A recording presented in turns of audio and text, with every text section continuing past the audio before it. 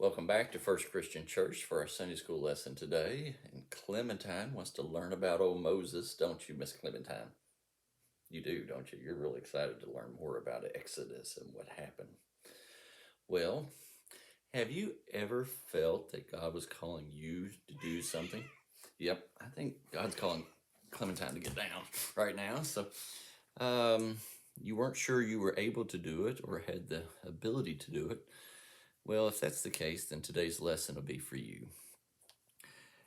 In our last episode, we had just started Exodus, and Moses, of course, he was a Hebrew, and he was born to a Hebrew woman. And back then, Pharaoh was trying to kill all the little Hebrew boys, so his mama put him in a little basket and sent him down the Nile River. And Pharaoh's daughter found him and raised him there in the Pharaoh's court, so he had some status.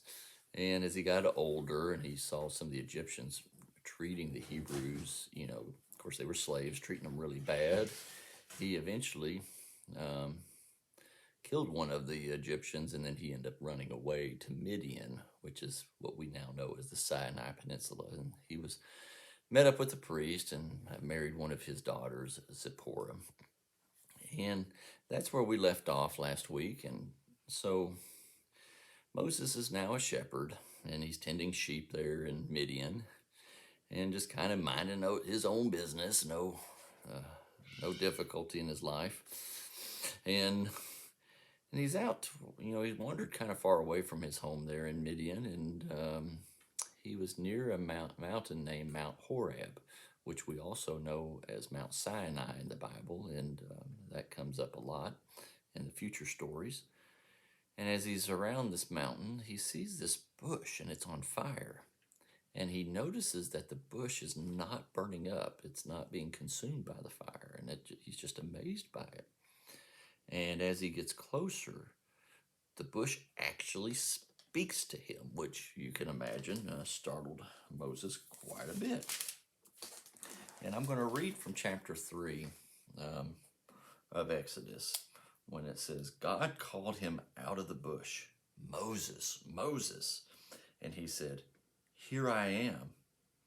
Then God said, come no closer. Remove the sandals from your feet, for the place on which you are standing is holy ground.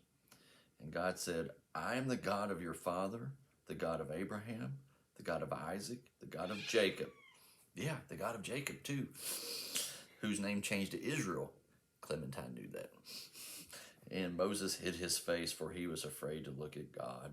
And the Lord said, I have observed the misery of my people who are in Egypt. Those are the Hebrews. I have heard their cry on account of their taskmasters. Indeed, I know their sufferings, and I have come down to deliver them from the Egyptians. And he plans on using Moses to do that. And so you imagine this moment, there is Moses standing at this bush that's on fire, and it's talking to him. That's God. That's got to be just one of those moments you just can't believe. And of course, Moses is scared, and at this point, and says, who is it that I shall say is sending me? And God says, I am who I am. And of course, he says his name, which is Yahweh. God is a title. That name is, the God is like Brian is a lawyer, but my name is Brian. Well, God's name is actually Yahweh, and that's who God says will be sending him. And Moses like, why would they believe me? I mean, I'm a nobody. I'm here just from Midian. I ran away from the previous Pharaoh who was now dead. And the new Pharaoh, he's not going to believe me. And the Hebrews, I mean, I'm nobody to them. And God said, take out the staff that you have in your hand and throw it on the ground. And so Moses did. And it turned into a snake. And of course, that startled Moses quite a bit, because I don't think Moses, he's like most of us, probably didn't like snakes. And then he said, pick it up by the tail. So he did. And the snake turned back into a staff. And of course, Moses was like, whoa, that's pretty And then God said, if they don't believe that sign, I've got another one for you. I want you to stick your hand inside your cloak. So Moses did. He kind of stuck his hand down in there in the cloak, and he pulled it back out, and it was white as snow, like it had a disease. They call it leprosy, and it was really bad and ugly and nasty looking. And then Moses put his hand back inside his cloak and pulled it back out, and it was fine. And Moses was like, whoa, that's also pretty cool. And God said, you can take the water from the river Nile and pour it on the dry land, and it'll turn to blood. But even then, with all of this, Moses still was not really sure. He was still scared and said, I don't want to go, God. I don't speak very well. I'm not a good speaker. I don't think they would believe me. Well, God was getting a little aggravated at Moses at this point in time. And he said, all right, fine. Your brother Aaron is a very eloquent speaker, very good at conveying words and messages. I'll let him go with you.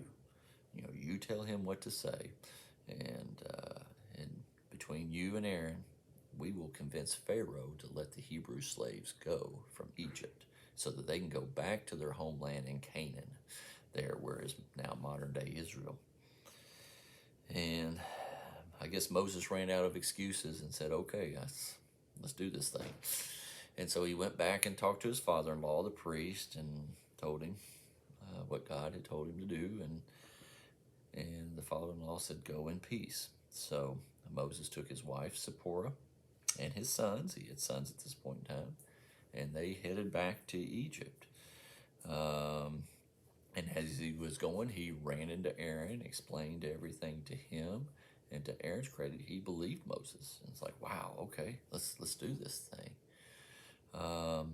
And there's a little interesting story that's not very often told there, that as he's heading to Egypt, I think Moses hadn't done something that God liked. And the Bible says that God tried to kill Moses at this point in time, which is kind of really odd, but that his wife realized what the issue was, circumcised their son, which they weren't circumcised at that point, and that was very important to Hebrews, and touched Moses with that, and that healed Moses, and then Moses and God were right again. So really strange, odd story there in chapter 4, verse 24 through 26, if you want to read it.